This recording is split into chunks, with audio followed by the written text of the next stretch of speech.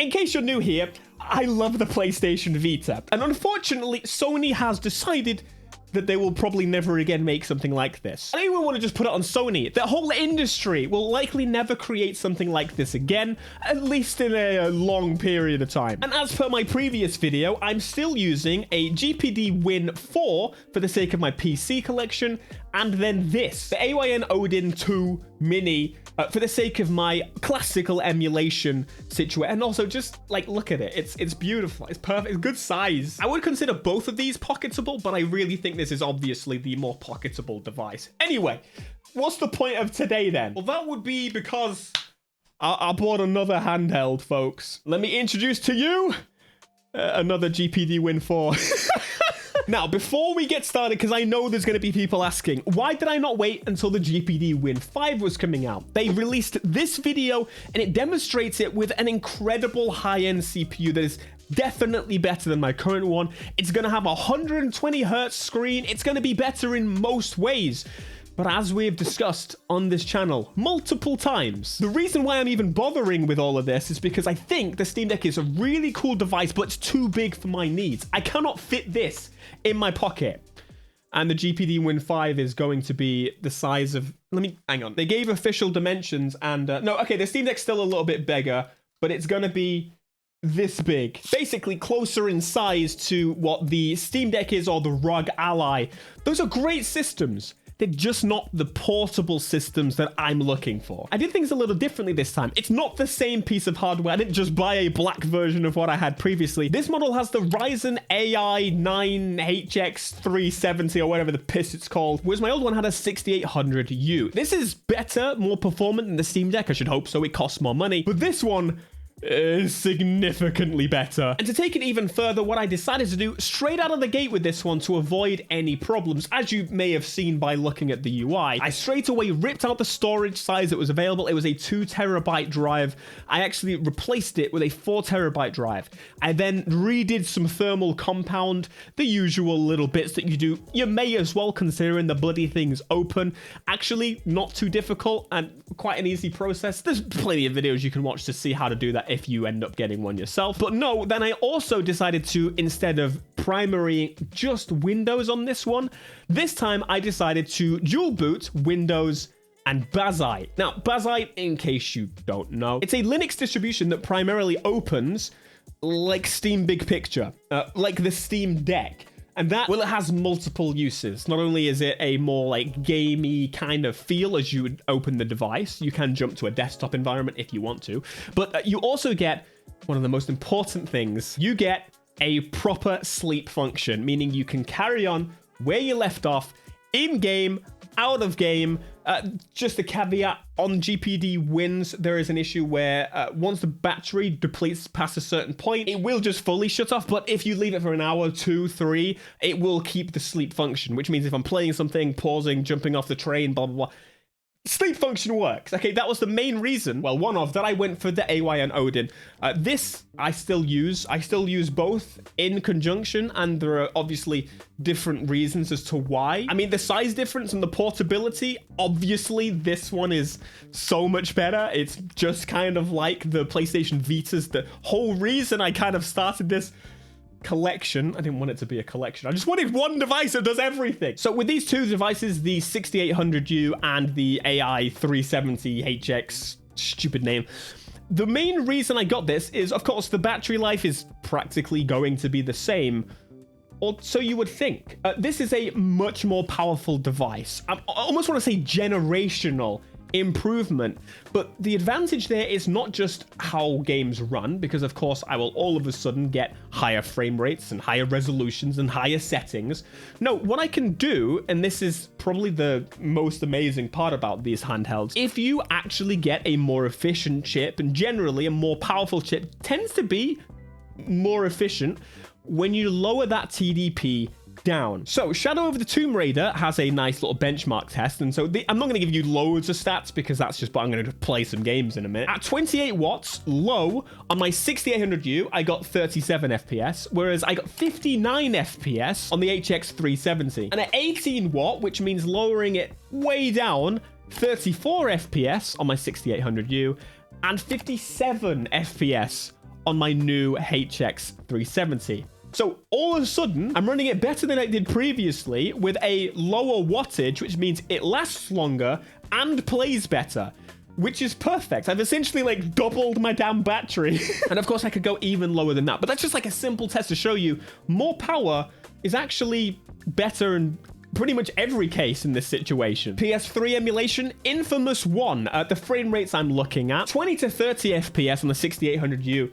I wouldn't really call it playable, versus 40 to 60 FPS on the newer ones. There was a generational change with the 8000 series AMDs and beyond, and this is showing here as well. PS3 emulation at arguably better than full speed on a portable is something I've kind of always dreamed of. Right, I've got the device plugged in just through a HDMI output, and I'm playing at 1080p. It did go up to 4K, but there's just no point even trying.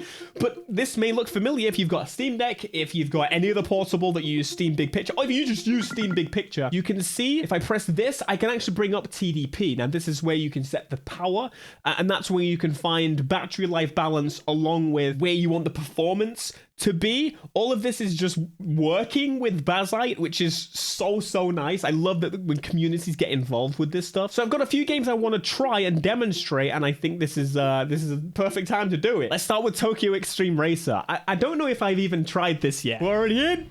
Just like that. Oh, this is so good. So this is going to perform basically the I don't double check my my graphic settings here. Let's just make sure. Okay, good. I wanted to make sure it's running at 1080p. Oh, wow.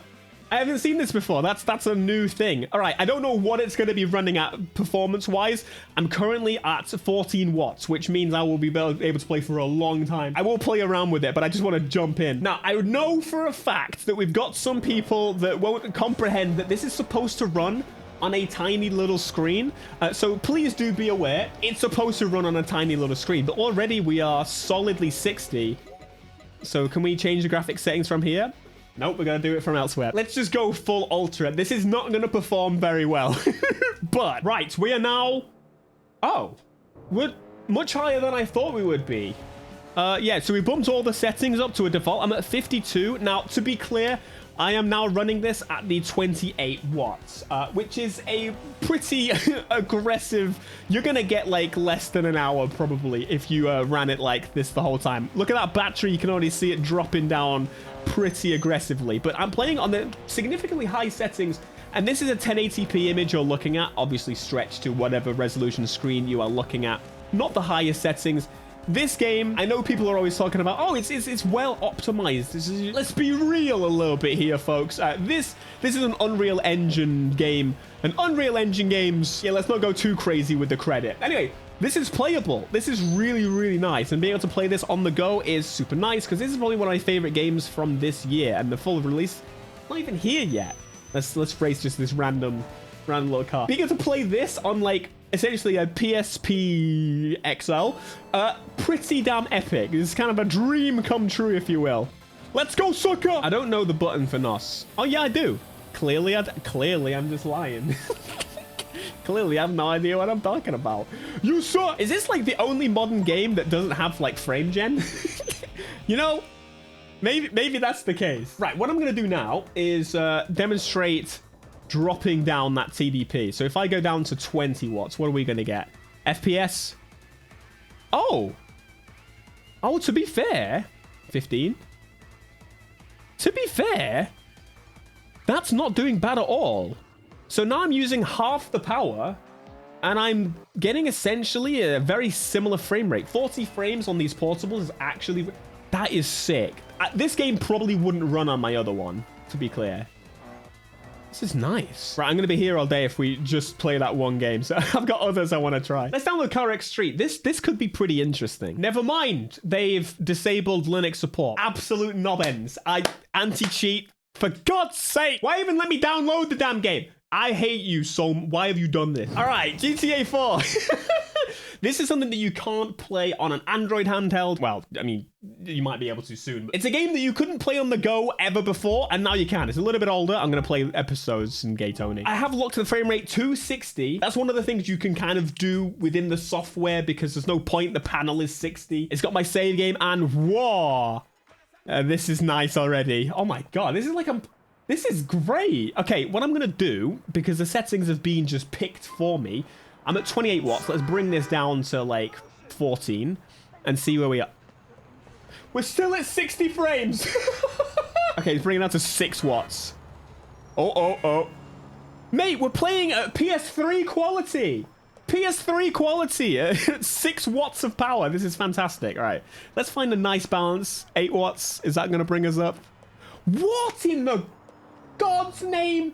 40 frames at 8 watts is absolutely unbelievable, and it looks great. Let's do some. Oh, for God's sake, man! I love GTA 4. It's such a good game. All right, let's rob this taxi right in front of the police. Fantastic. Yeah.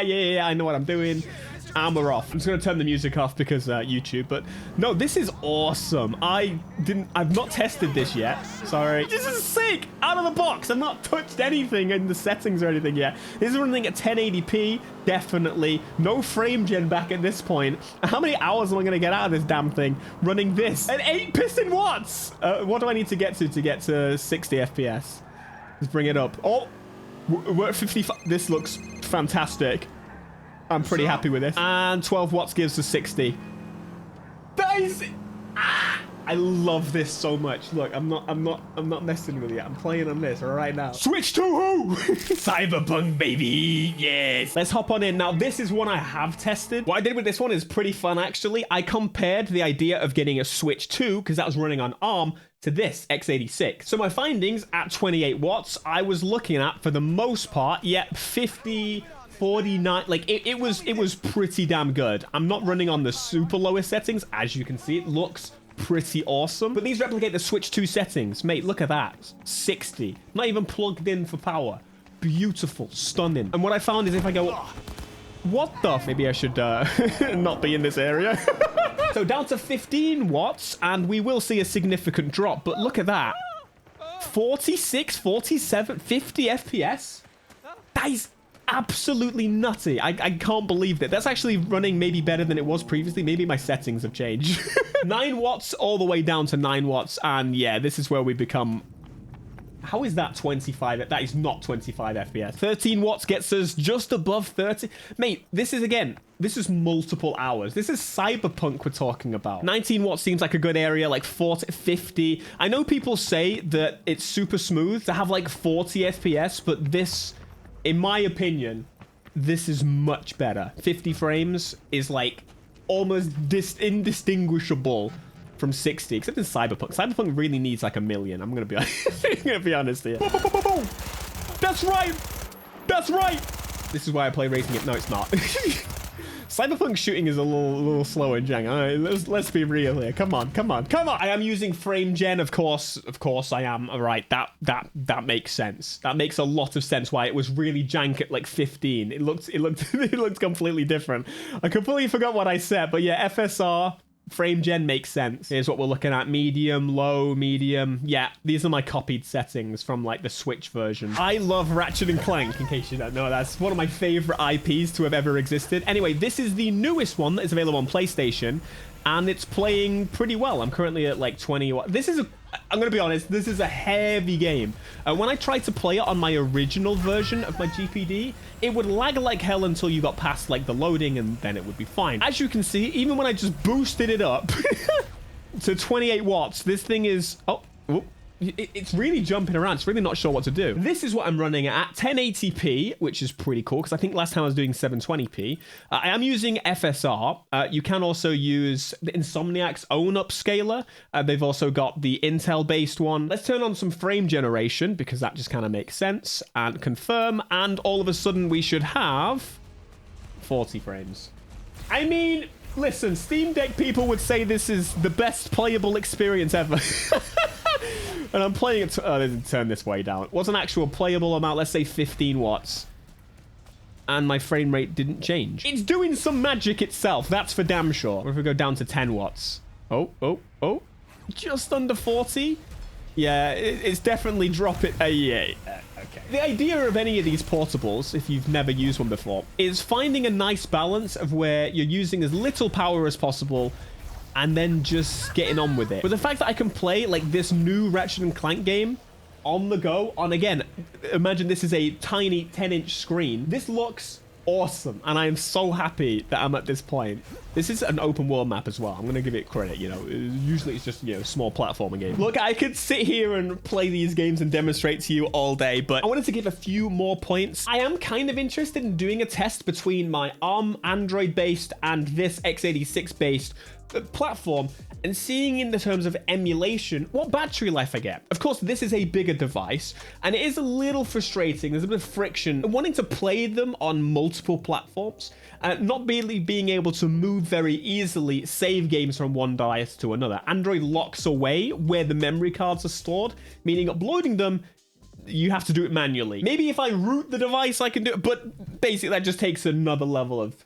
effort. So if it's on Windows, it's much easier to synchronize between my machines, and I really want to give that a go on there and see what the battery life is like between both devices. Yes, the other one is smaller and more pocketable, so that is at the advantage.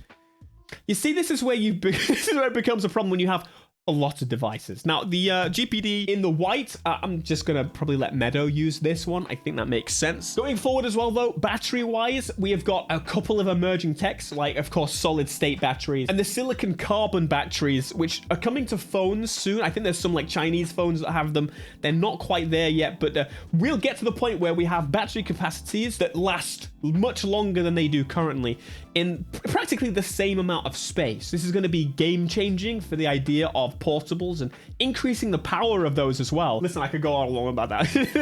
I'm not going to spend all day. There's also the rumor of a PlayStation handheld coming, which is pretty exciting, but at the same time, it sounds like it's just going to run PS5 games at lower power next generation. So not massively exciting, but it kind of makes sense. At least they're dipping their toes in, and we'll get to a point where, unlike the PlayStation Portal that exists, I hate that thing, we'll get something that can actually play games on itself, which is I'm not going to complain about. And of course, a note to GPD, I'm very disappointed by the GPD Win 5 size. I hope they do a mini version with less power. Don't really care.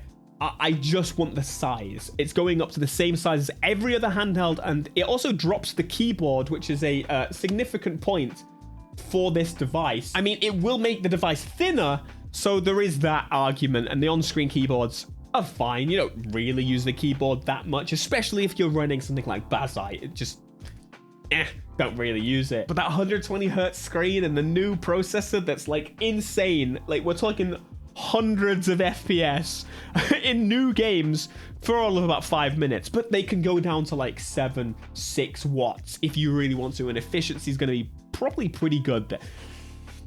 There's a lot to be discovered. Will I end up buying a GPD Win 5? We will find out. But until then, this is sick. It's just insanely expensive. Buy a Steam Deck. Goodbye.